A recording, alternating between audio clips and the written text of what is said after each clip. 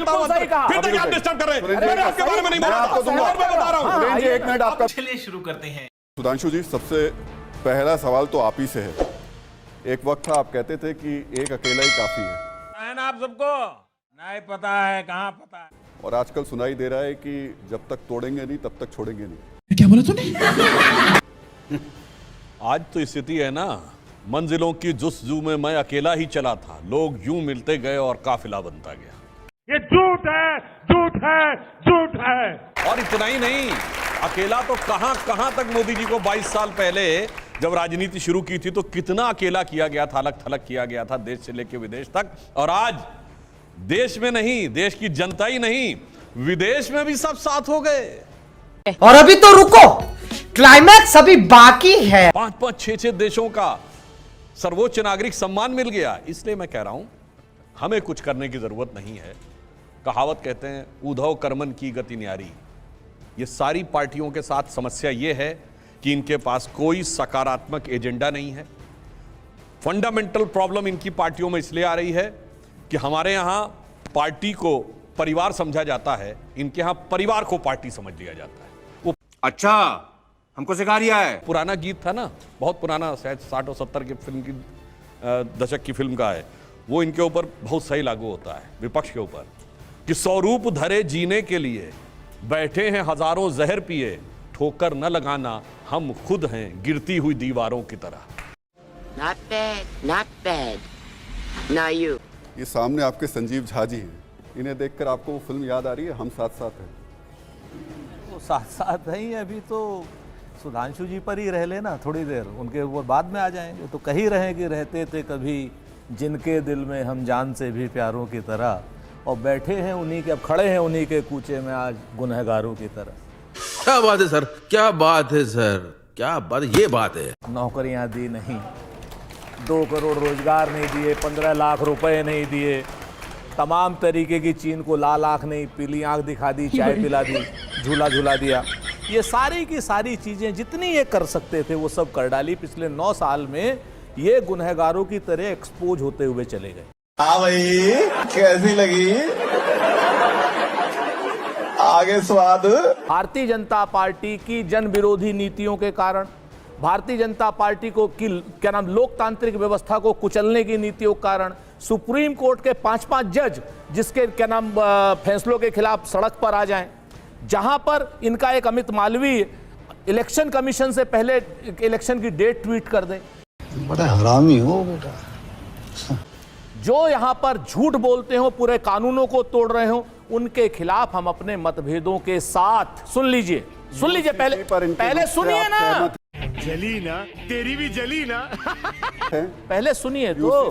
अरे भाई आप हमारे सर पे गन लगा के क्यों आप सवाल, हम जवाब वही यूसीसी मोदी जी ने तय कर रखा है कि मेरे सवाल का कोई जवाब नहीं देंगे। आपके सवाल, अगर आप ये तय कर, ये एकजुटता है आपकी तो अलग बात है। सुन लीजिए, ये भी मेरे सवाल पे जवाब नहीं देंगे, ये एकजुट होकर आप आए तो अलग बात है। ये भी एकजुटता है। मेरे सवाल का जवाब नहीं देंगे, घुमाते रहेंगे। ना घुमा नहीं रहे, हम तो सीधे कह रहे हैं कि हमारे मतभेद होने के बावजूद इन सारी बड़ी देश के संविधान को बचाने के लिए, लोकतंत्र को बचाने के लिए, भारतीय जनता पार्टी के मायावी शासन से अंत के लिए, कोई उनके माथे पे तीर मारेगा, कोई उनकी भुजाओं पे तीर मारेगा, कोई उनकी जंघाओं पर तीर मारेगा, और राहुल गांधी उनकी नाभि पर तीर मारेंगे। क्या बढ़िया था गुरु। मतभेद हैं हमारे, लेकिन हमारे मतभेद राहुल गांधी लीडर बड़े होंगे। नहीं है, बहुत स्पष्ट। अरे आप मतलब बनाते रहिए, हमारा तो सामूहिक नेतृत्व। आप बता दो, पे तीर किसने मारा था? हमारे यहाँ क्या सुनिए ना, हम बता रहे, हमारे यहाँ तो राहुल गांधी भी हैं, मल्लिकार्जुन खड़गे भी हैं, अखिलेश यादव भी हैं, क्या नाम नीतीश कुमार भी हैं। सुन लीजिए, अखिलेश यादव भी हैं, नीतीश विपक्ष में, नीतीश कुमार भी हैं, MK स्टालिन भी हैं। आपके यहाँ मोदी के अलावा प्रधानमंत्री पद का दावेदार कौन है? चूतिया बनाया तुमको। एक नाम बता दो, हिम्मत हो, हैसियत हो और हौसला हो। ये तो धोती खोल रहा है। नरेंद्र मोदी के अलावा 2024 में कौन प्रधानमंत्री होगा? एनडीए बता दे। सुधांशु जी, ये एक बड़ा बता सवाल दे।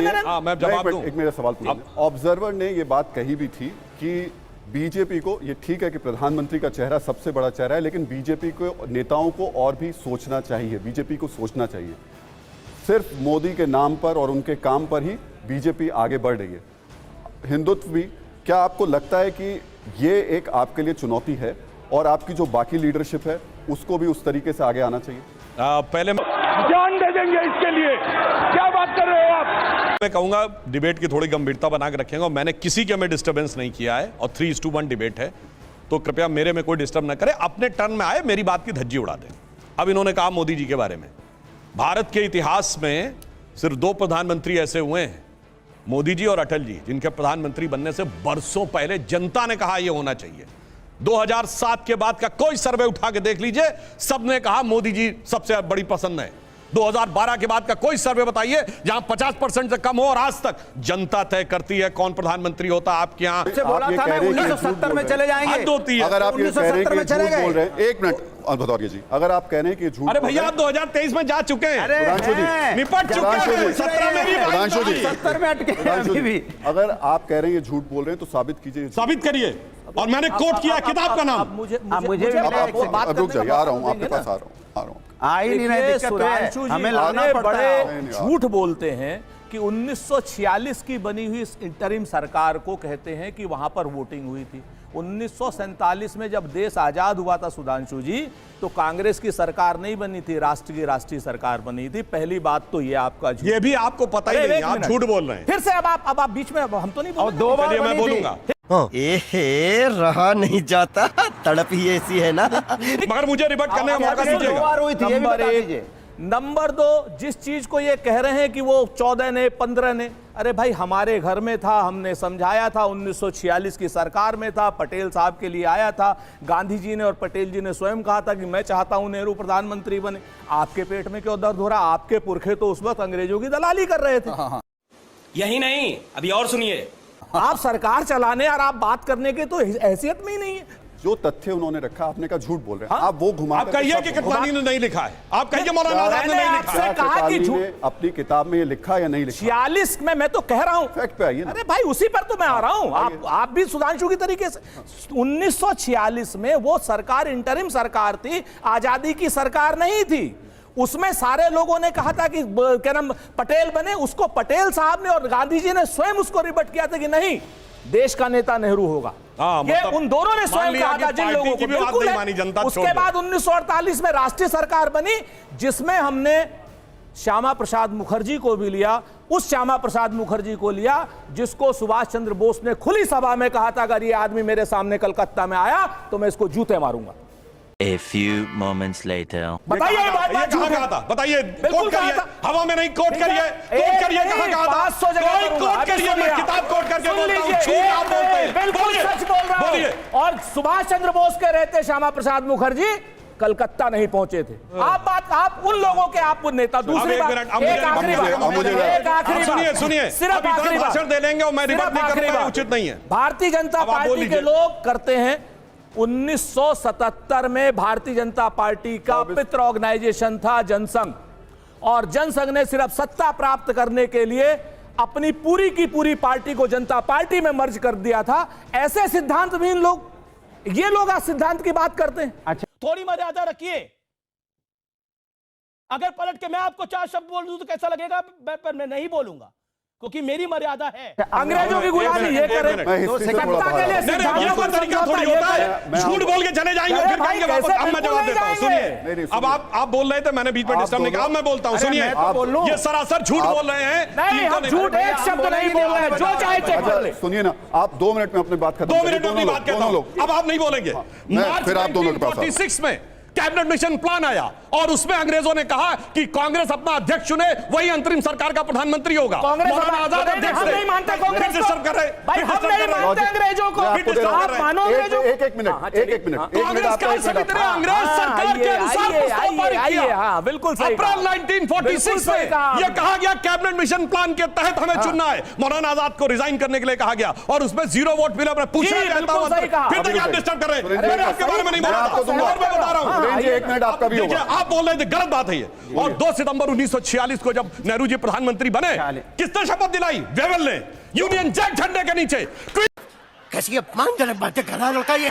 A few moments later. इनके नाम की निष्ठा की शपथ लेके भाषण देते हैं, लोगों की दलाली कर रहे हैं। आप जाके इंटरनेट पे चेक करिए, नॉन बाउंड पेटेंट के साथ शिमला में छुट्टी मना रहे हैं। गया। पारिवारिक को मना रहे हैं, अंग्रेजों के साथ लड़ रहे हैं। और इनका पितृ संगठन कौन? 1885 में कांग्रेस बनी, बनाने वाला एलन ऑक्टोपस ह्यूज, अंग्रेज सरकार का सेक्रेटरी, पितृ संगठन अंग्रेज सरकार, अंग्रेजों का पितृ अब एक मिनट इनको दे देते हैं और मैं फिर अनुराग बदौरिया की बात करूंगा। अब आप आ जाइए। मैंने कोई बात गलत बोली हो, चैलेंज करता हूं। अरे चैलेंज, अगर दिखा दीजिए कि कप्तानी नहीं लिखा है, मैं माफी मांगूंगा। 100% झूठ नहीं बोलिए, झूठ नहीं बोला है। आप बोलिए, आप कहिए, चलिए आप कहिए किताब में नहीं लिखा है। आप यहाँ कहिए, कहिए कप्तानी ने नहीं लिखा है। क्या हो जा रहा है? वाह क्या सीन है, वाह क्या सीन है। इनका अध्यक्ष वोट कर रहे हैं, झूठ झूठ झूठ। अरे ऐसे झूठ झूठ कहने थोड़ी झूठ होता है। बस एक मिनट इनका, मुझे इधर भी जाना है। मतलब बेहुदा बन गया, झूठ झूठ बोलते चले आ रहे हैं, झूठ झूठ। बेहूदगी की बात मत कीजिए, बेहूदगी की बात मत कीजिए। अरे भाई आप कहिए, कम मर्यादा रखिए, थोड़ी मर्यादा रखिए। अगर पलट के मैं आपको 4 शब्द बोल दूं तो कैसा लगेगा? पर मैं नहीं बोलूंगा क्योंकि मेरी मर्यादा है। और अगर तुम लोग नए हो तो सब्सक्राइब करो, वो जो लाल वाला बटन है उस पर कुछ भी फेंक के मारो, ये माइक फेंक के मारो, ये कैमरा फेंक के मारो। मैंने उल्टा बोल दिया लेकिन मुझे फर्क नहीं पड़ता है, बस सब्सक्राइब करो, मुझे नहीं पता।